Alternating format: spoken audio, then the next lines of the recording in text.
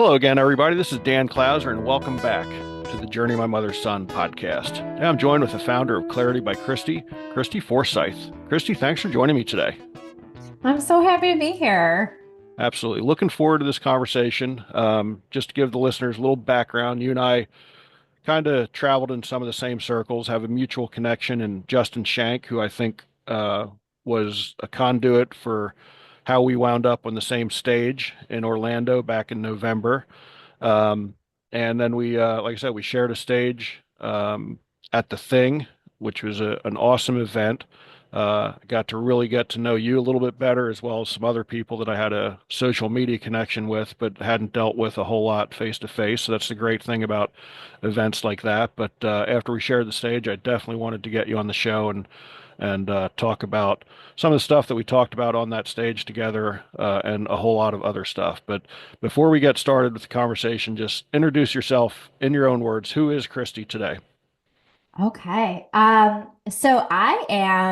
call myself a soul therapist. My background is as a licensed mental health counselor, and I have transitioned out of that world and I'm a certified clinical hypnotherapist and a spiritual life coach. And so I bring all of that together along with my intuitive abilities to help people to connect with their intuition, to move from where they are to where they want to be, to connect with their higher power in a deeper way, and to honor their soul.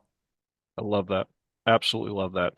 And you know, the topic when we were on stage together in Orlando, the panel was originally called, I don't know if he actually marketed that way, but was originally called the Sinatra panel, for entrepreneurs who are doing it their own way. And you and I apparently fell into that category. And it was funny, you answered Terry's first question first, and it, you know, was going to be very similar to my answer. Just the way, you talked about how you got there and, what made you decide to get out of the cookie cutter of, the mental health therapy that you were dealing with. So I want to kind of revisit that a little bit as to your journey that led you to, from, say, traditional mental health therapy to, where you are now, which is very spiritually guided and, as you said, intuitive guided, and, um, what that journey was like for you. So, talk a little bit more about what got you from that traditional to, what certainly is very non-traditional now, and what that journey was like. Absolutely. I was going through my own spiritual awakening during a certain period of time when I was working as a counselor. And I didn't really understand what I was going through at the time. I just knew that I went from really being caught up in just kind of going through the motions of my daily life, and everything was the same every day. I was very much a routine person and was in a place at one point in my life where I felt really happy with where all the things were at. I had checked off all of the things on my list that I thought that I had wanted to accomplish by that point in my life.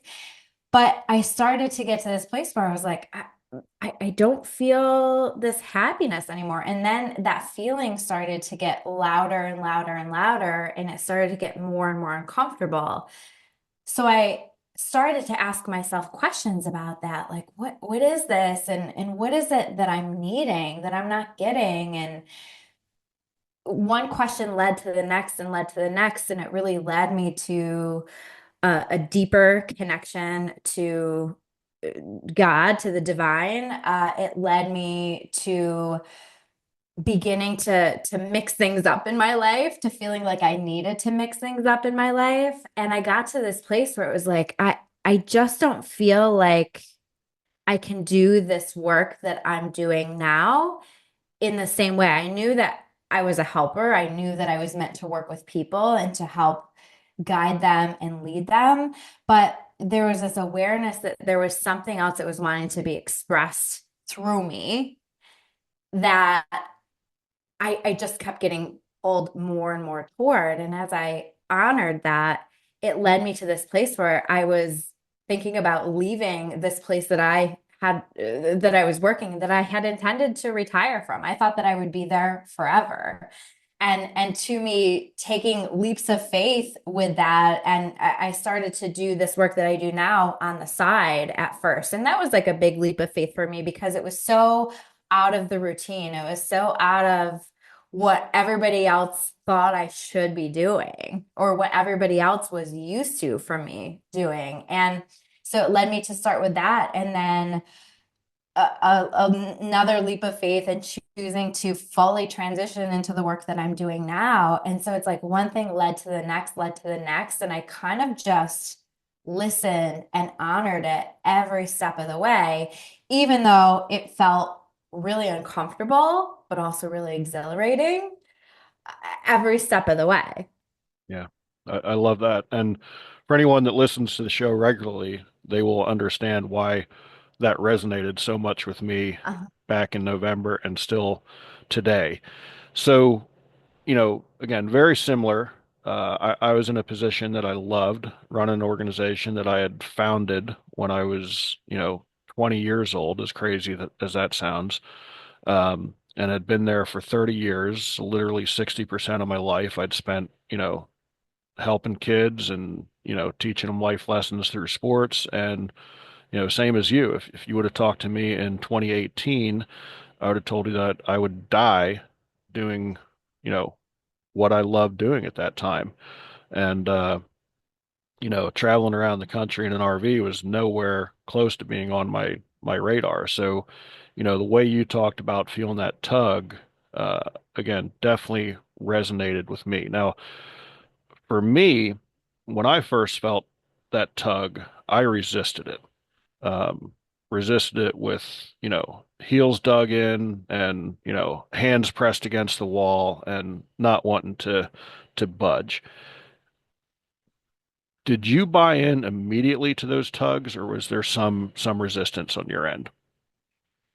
there was a little bit of both. So there was this want to explore different things, to explore different ways to help people. And I almost like looked at it at like a hobby in some ways. Like, oh, let me just kind of learn a little bit more about intuition and how that works and learn a little bit more about the spiritual journey and how that works. And I was really excited about all of that stuff. But when I started to get to this place where I had to be truthful and honest with myself about where I was at and that I really was feeling led to do something else, that's when I got really scared. So I fought back at that for a little while. Like, nope, I'm going to just ignore this and not address it for a little while. But the thing about when your soul is tugging at you and saying, hey, you need to go in this direction, is if you ignore it, it gets louder and louder and louder. And so, and that voice was just like screaming at Yeah, me, you've got to pay attention to this. So I did try to resist it out of fear, yeah. out of wanting to stay in my comfort zone. But then I allowed the process to unfold because that voice just kept getting louder. Yeah, you want to talk about a nag? That voice is a nag, big time. Exactly. Like you Uh-huh. said, it's not going to give up. It's going to continue to push you and nudge you and say, "Come on, just, again, have that faith over fear." Yes, Um, exactly. because even once we bought into it, continuing to have those leaps of faith were constantly throughout, you know, that journey. Um, you know, we were sitting in the RV dealership on March 20th, 2020, the same day that the governor of Pennsylvania was issuing shutdown orders for the state of Pennsylvania. We're in the process of taking our house off the market. So like this was not any part of the plan that we originally drew up as to how we were going to embark on this journey. It was, sell the house and use that money to buy the RV and wasn't have a mortgage payment, have an RV payment, have an RV sitting in the yard till, who knows when, and definitely at that point, don't even have the house in the market. Sandy was still working uh, in her position, but with COVID and her, technically being a temp at her place of employment, we didn't know if that was going to be forever or if it was going to be, once they needed to make cutbacks, the temps are going to be the first ones to, to go sort of thing. So that was uncomfortable, but yet as we were sitting there signing the papers, again, it just felt so right. And there was this weird calm in the middle of that storm. I mean, all this uncertainty, not only in our lives, but in the entire world. I mean, everyone's life on March 20th, 2020 was filled with uncertainty. Everyone in the Absolutely. world. You know? Uh-huh. Um, so, but yet there was still this weird, you know, calming and, like, no, just keep pushing forward, take that next step. Um, and, you know, I've got your back, so to speak. So, 1,000%. That's something that I notice for so many people is when we listen to what our soul is asking us to do, what we feel like we're being led to, even if we don't understand it, even if we're afraid, there's such a peace with that because our soul, or I call that our intuition also, is like the GPS for us living our best life. And it's showing us step by step where we need to be. It likes to move us out of our comfort zone. But when it moves us into that space, there is like this calm and this peace that settles over you. That's yeah, really, really incredible. And it keeps you coming back whenever you feel like, oh, now I have to take another leap of faith, or now I need to do this. Now my soul is leading me here. But you remember that piece, and it helps to get you more comfortable with taking those steps and moving in that direction and just simply honoring yourself. yeah. And I think when you take that first leap, like, I think a lot of times people in their mind think that's it. Like it's one leap of faith and we're done, but no, no, no, no, no. Like Not at you all. just opened the door and there's a whole stairway there and you just don't see that next step.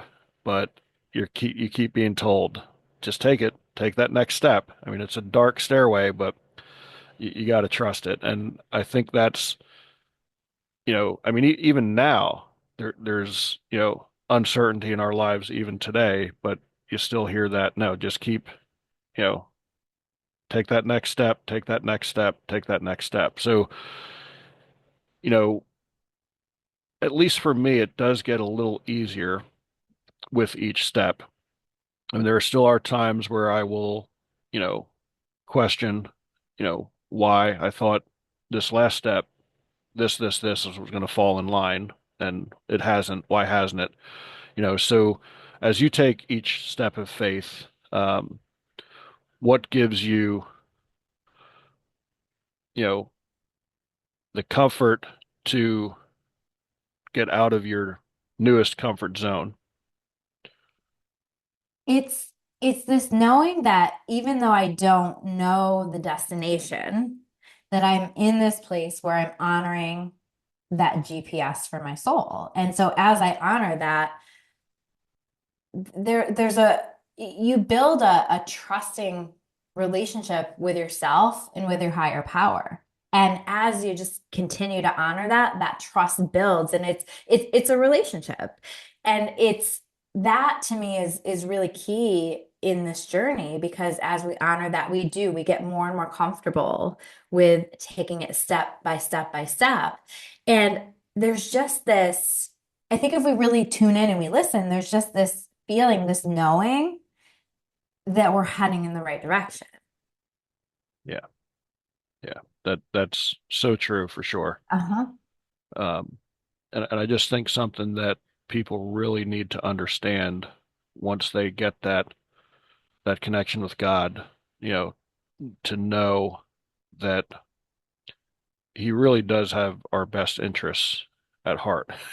Like He's not going to lead us down a path of destruction. Usually those paths are when we veer off the you know the path. So, you know, what what was the reaction um from some of your friends and family when you started going down this new path yourself? Because again, it's one thing once we take, that leap of faith, but then, our village doesn't always buy into, the concept. For me, it was mixed for sure.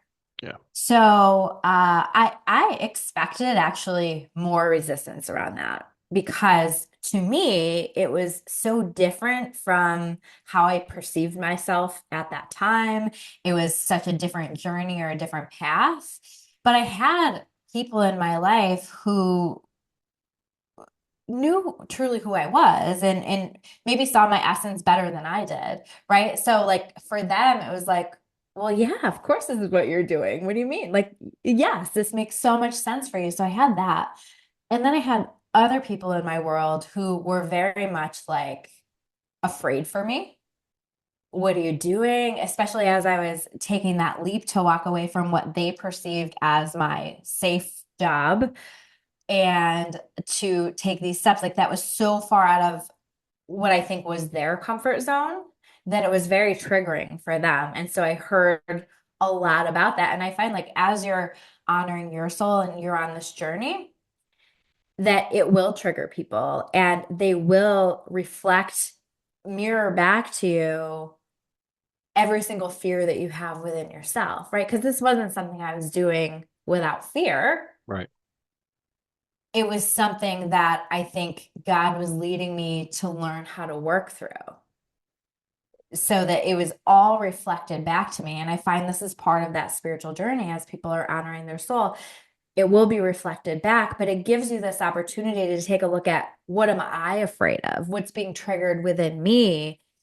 And to take a look at that and do some work around that so that you can be growing and evolving and continuing to move in the direction of where it is that your soul and intuition is leading you.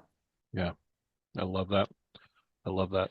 So with your coaching that you're doing now, where and I'm sure there's a vast variety, but the where are most of those people at in their spiritual journey once they get to a point where they're talking to you and looking for, some outside guidance, so to speak. A lot of those people initially come to me when they are at their spiritual awakening. So when they're in that place where they're like, wait a minute, there has to be more to life than this. I have this feeling, I have this itch I can't scratch. I know that I need something, but I don't know what it is. And maybe they're even looking at some goals, some dreams, some visions that they had had for themselves at one point in their life and had tucked away and pushed away. And all of a sudden, that's starting to come to the surface for them. So, a lot of it is very similar to the journey that I went down. And I believe that that was part of why I went down that journey was so that I could learn how to navigate that, so that I could be a guide for other people on that path, so that I could show them how to honor their intuition, how to make the changes that their soul is leading them to make so that they can honor that. So that's typically who I work with. Yeah. Now, are they, 'cause you had mentioned that you weren't necessarily unhappy in the position you were in, but you said that it was tougher to be happy. I forget the exact words that you used. And like for me, like I'd mentioned, I loved what I was doing, so when a lot of times when I tell people about, our journey, in many cases, they think, oh, well, were you in this dead end corporate career that you hated? And it's like, no, I loved, 100% loved every minute of, what I did. Um, the people that are coming to you, again, I'm sure there's a very wide spectrum. Are they at that, where they're hating what they're doing, or because it's tougher to buy in when you're really loving what you're doing, because you think you're already in your calling, because that's what I thought, and it was my calling for 30 years, but no matter where you are in life, there can always be a new chapter. I think that's the underlying, factor that people need to understand. Like you can be happy and still make a change. So, where are most of the people that are coming to you at? most of the people that come in are, I would say they're in that place of pretty significant discomfort, right? So they get to that place where they're finally like, oh, I need something. I need this extra help because I don't know what this is and I don't know what to do with this. And this feels so different.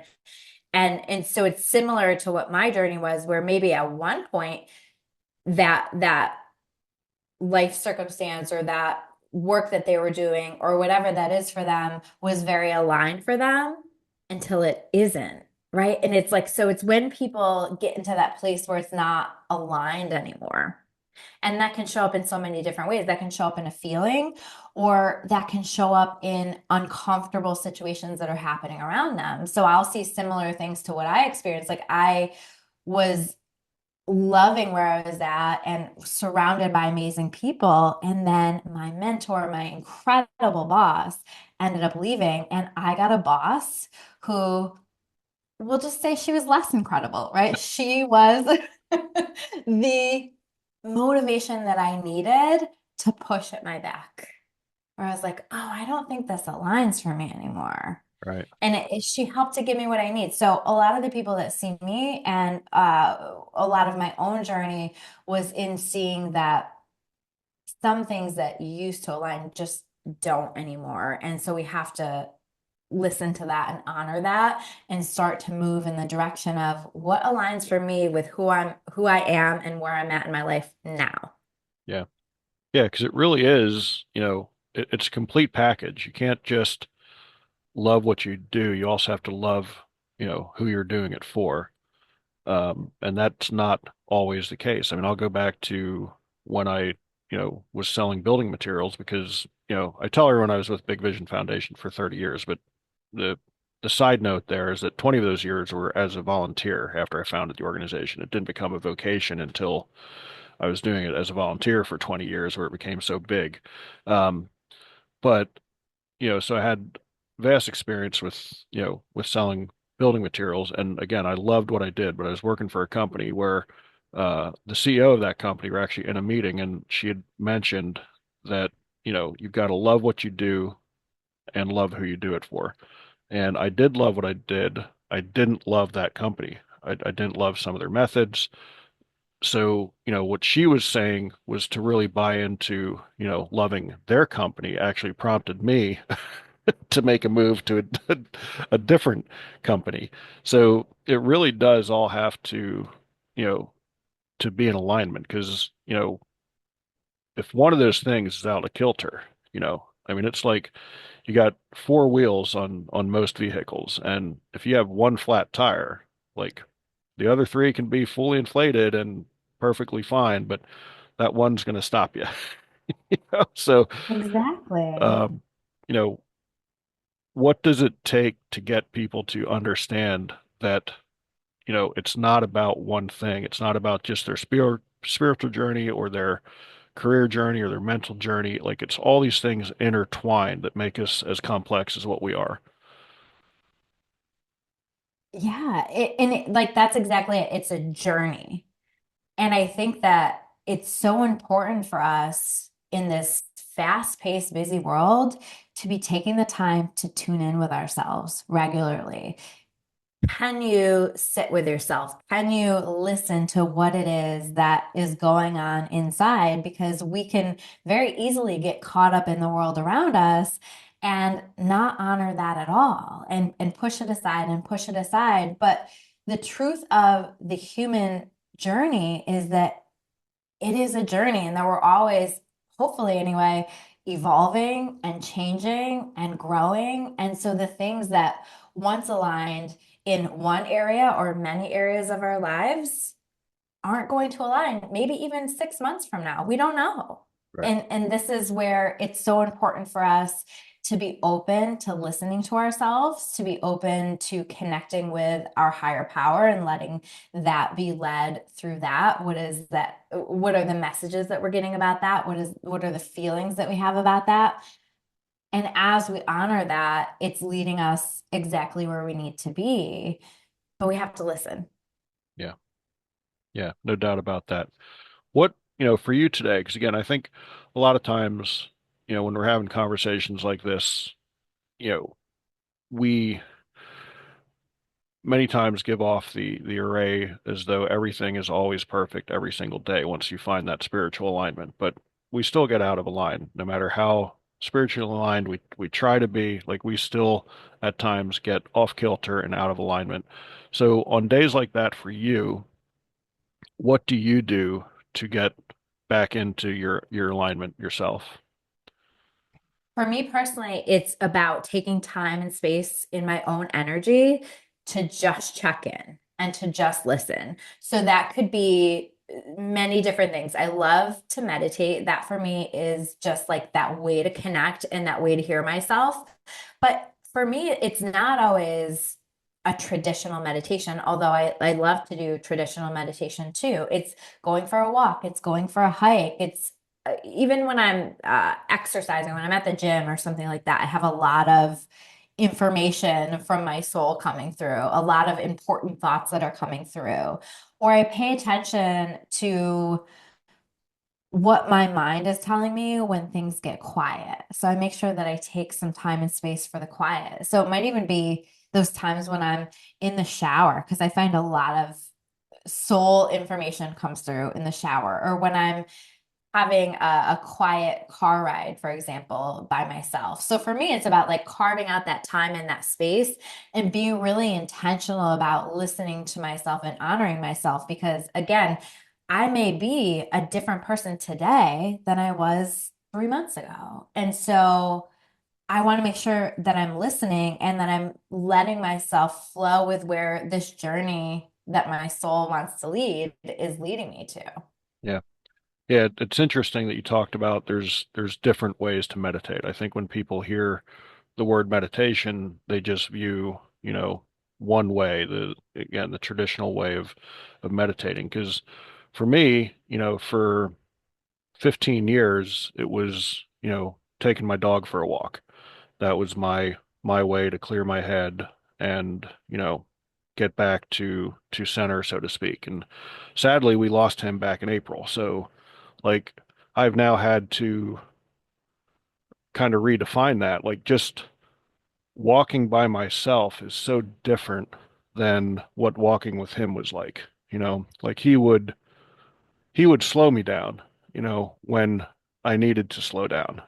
Like he would be like, "Wait, we're stopping and we're sniffing these flowers, We're stopping and sniffing this blade of grass or whatever it is." So just since April, I've had to kind of, you know, it's the same type of recentering, but it's a lot different as well. Just doing it by myself and on my own and, doing a hike on my own and that sort of stuff. So I've kind of had to redefine that over the past couple months just to and it's weird. Like people would think, people who've never had a dog would think, well, what's the big deal? You're just walking without a dog. It's like it's actually a really big deal.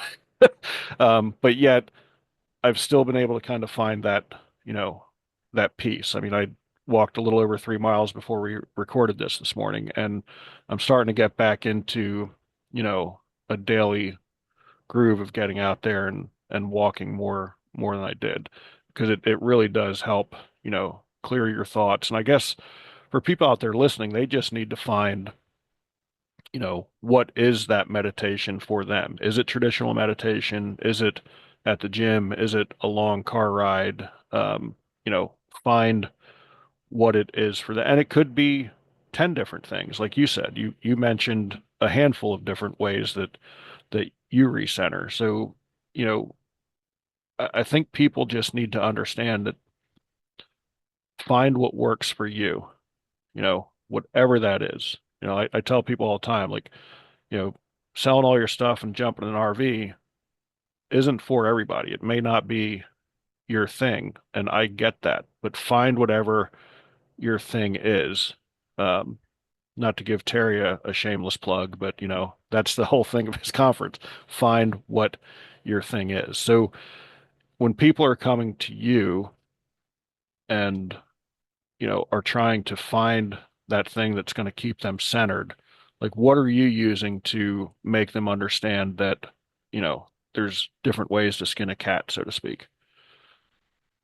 We talk about what works for them, right? And it's this process of simply exploring that. Even just me mentioning that you don't have to do traditional meditation in order to meditate will spark those ideas for people, just like it did for you. You're like, oh, well, this is how I do that. This is how that works for me. And I find that most people really know themselves pretty well and they know it works with them pretty well. And so it's just a matter of exploring that. Like, what do you do when you need to balance yourself? What's been helpful for you in the past? And if they still don't know, then we tend to go back to childhood because I find that people are so much more connected with what works for them and what their soul needs to rebalance when they were children. So we explore that. Like, what did you used to just naturally feel drawn to do? And a lot of times that will help to spark a lot of insight for people.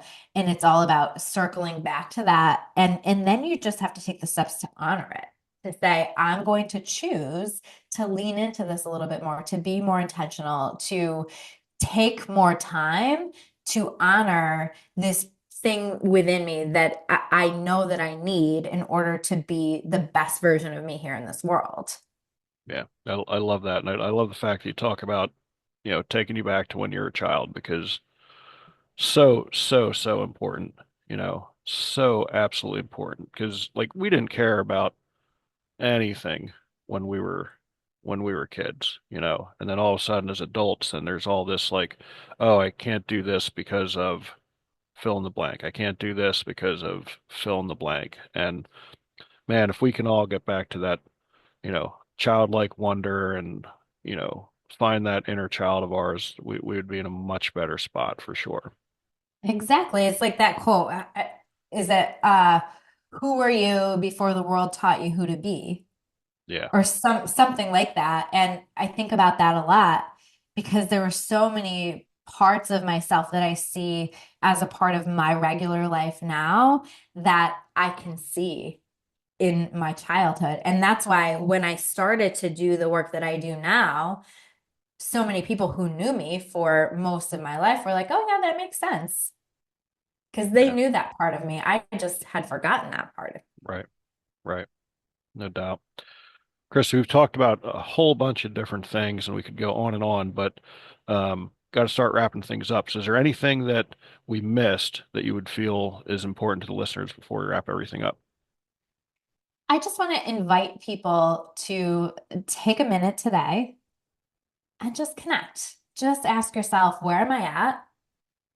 What feels in alignment in my life and what does not feel in alignment with my life? And what changes am I feeling called to make? That can be one of the most powerful things that you can do for yourself. You have all of the answers within you. So you'll be able to connect with that if you just take a little time and space to listen. I love that. The listening part is so important for sure. So I love that. Christy, how do people find you on the internet if they're looking to, find out more about what you do, if they want to connect, if they're at that position where they need guidance from someone like yourself, how do they find you? My website is claritybychristy.com, and they can find me in most places under the handle Christy Clarity. Love it. Love it. Mhm. So that brings us to our final question. As you know, the subtitle of the podcast is Many Little People in Many Little Places, which comes from the opening lyrics of a Michael Franti song, Gloria, which go, when many little people in many little places do many little things, then the whole world changes. So it's one of the little things that Christy does on a daily basis to make the world a little bit better place. The way that I start my day is really, really key. They say that the first 17 seconds of your day sets the energetic tone for your entire day. So I start my day, first of all, just saying, thank you, God, for giving me another day. And then I follow that up with a question. And I just say, please, God, show me how I can be of service today. And then I listen to that. I look for that throughout the course of my day. How am I feeling called to be of service? And sometimes that's a big thing, sometimes that's many little things, but I just trust the process of that and let that be led. And it's so fulfilling and lights my soul up. And I believe makes an impact for other people too. Yeah, I love it. It's tossing those pebbles into the pond and just, watching the ripples of it. So I love that. Just said some days it's going to be a big thing, some days it's going to be a little thing. But I think if you start your day off with gratitude, that's a huge, huge key. And just changing setting the trajectory of your day in the right direction by waking up and being grateful that you have another day. Because, when you go to bed at night, it's not guaranteed. So, to wake up and have another day to make an impact, um, that's important, and it's something to definitely be grateful for. So I love the fact that that's the way you start your mornings as well. So absolutely great answer. For folks out there listening, be sure to check out my other podcasts and blogs at journeymymotherson.com. While you're there, check out our Pay It Forward program where you can buy a copy of one of my books, and Sandy and I will donate it to someone along our travels. And Christy, again, thank you so much. I love this connection. I love the fact that we got to share the stage a couple months ago, and looking forward to other ways that we can do things in the future together and make an impact. So really appreciate you taking the time. Yeah, I can't wait. Thank you so much. You bet.